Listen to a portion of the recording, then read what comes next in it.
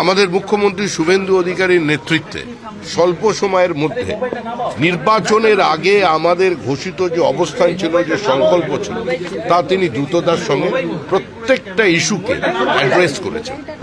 একটা বিপরীত অর্থনৈতিক পরিস্থিতির মধ্যে থেকে আজকে আমরা চেষ্টা করছি, সরকার চেষ্টা করছে যে এই সমস্ত মানুষের যা ব্যথা আছে, কথা আছে, সেগুলোকে অ্যাড্রেস করার।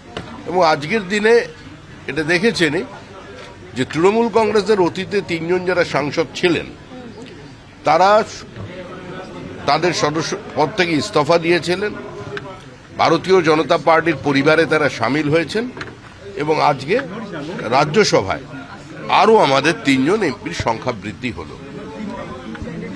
আর এটা একটা বিষয় নিশ্চিত থাকবেন, সংবাদ মাধ্যমে, সোশ্যাল মিডিয়ায় বিভিন্ন ধরনের বিভিন্ন প্রচার চলেছে। আমরা আগেও যা বলেছি, এখনো তাই বলছি, যে ডক্টর শ্যামাপ্রসাদ মুখার্জি আমাদের শিখিয়ে গিয়েছিলেন নেতার থেকে দল বড় এবং দলের থেকে দেশ বড়। আমরা সেই অবস্থানে আছি। বিজেপির তৃণমূলীকরণ করা সম্ভব নয়। রাজ্যসভার 3 জন সদস্য আমাদের সঙ্গে যোগ দিয়েছেন, আমরা তারা দলে নিয়েছি, কিন্তু এই মুহূর্তে বিজেপির দরজা বন্ধ। এটা একদম পরিষ্কার দলের পক্ষ থেকে বার্তা দেওয়া হয়েছে। প্রত্যেকেই যেটা জানেন, মুখ্যমন্ত্রীও বলেছেন। কিছু কিছু জায়গায় বিচ্যুতি দেখা যাচ্ছে। ওই 4 ঘন্টার বিজেপি কিছু জায়গায় সমস্যা তৈরি করছেন, আমাদেরও যে 2-1 জন করছেন এরকম বলবো না।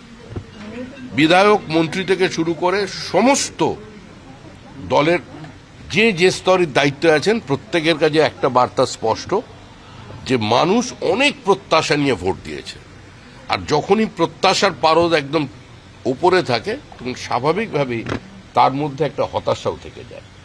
তো সেটা যাতে না আসে, তার জন্য পার্টি সচেষ্ট থাকবে। আশা করি 20 তারিখের যে অধিবেশন শুরু হচ্ছে, সেই অধিবেশনে বেশ কিছু গুরুত্বপূর্ণ বিল আছে, এবং এবারে যারা বিরোধী অবস্থানে আছেন তারা দায়িত্বশীল বিরোধিতার ভূমিকা পালন করবেন, প্রত্যেকে অংশগ্রহণ করবেন। মানুষের কোটি কোটি টাকা খরচা করে যে সংসদ চলে, বিধানসভা চলে, তার সময় নষ্ট করবেন।